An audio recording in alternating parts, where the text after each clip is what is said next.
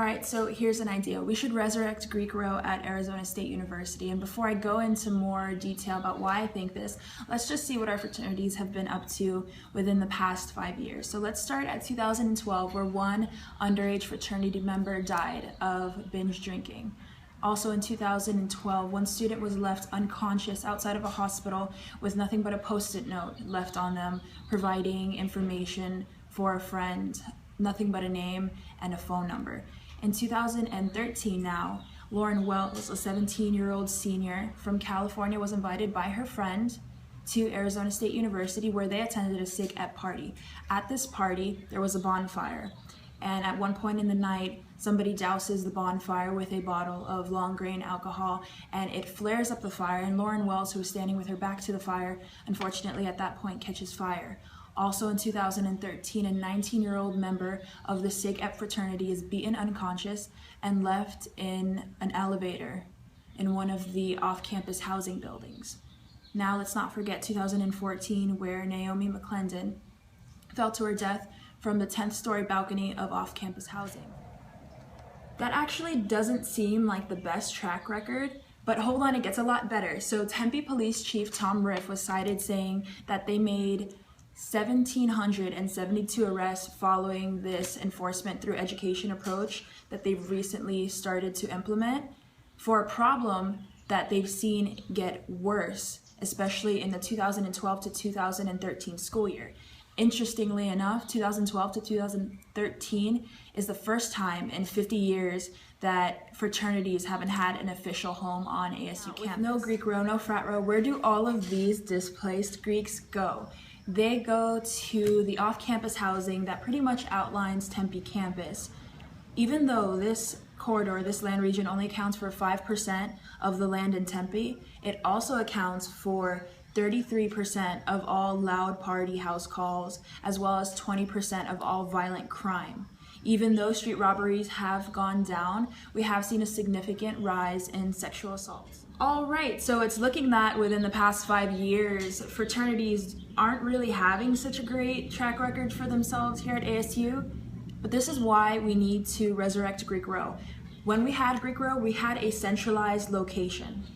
No matter what, when it comes to underage drinking, if you underage drink, you are going to face the consequences. However, what's happening with all these parties being dispersed throughout different areas of Tempe is, as we heard, street robberies decreased with increased police presence. However, sexual assaults have risen.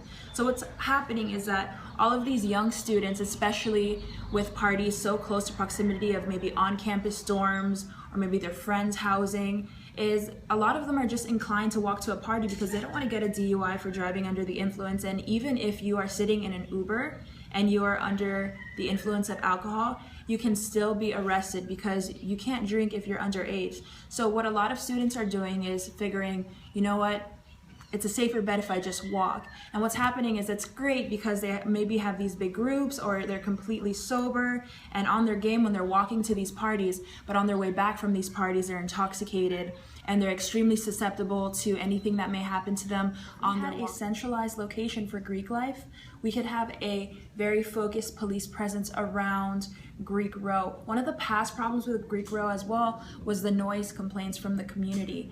Maybe the problem wasn't Greek life, maybe it was the fact that we didn't account for a proper buffer zone to where noise complaints and things like that. We needed a larger buffer zone between Greek Row and the community, so maybe this time around campus can account for that. And if we had that, we could reestablish that Greek community, that community of care, where maybe we can have our Tempe Police Department come to Greek Row, educate on safety, as well as, let them know that there's going to be a police presence, so drink responsibly. If you are of age, you drink responsibly because there's a Greek Row, we know parties are going to happen here, so let's concentrate our police presence to protect them from robbery, sexual assault, everything that's happening to our off-campus partygoers now. And also let them know this police presence is going to be here, and we're here to protect you, as well as please respect the law and drink responsibly. I also feel that at that point we might enjoy a change in perspective from how students are currently seeing our police department as someone who's just trying to hand out MICs, minors in consumption, shut down your party, and put something on your record that's going to ruin your life or ruin your scholarship, and that's just not so.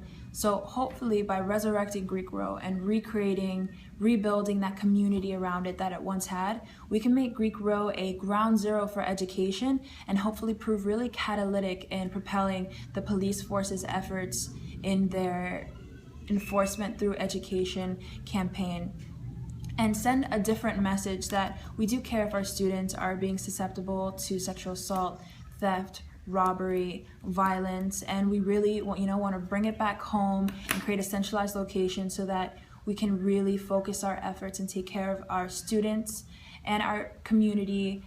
And all of that, of course, is just an idea. So I think we should resurrect Greek Row. Thank you for listening.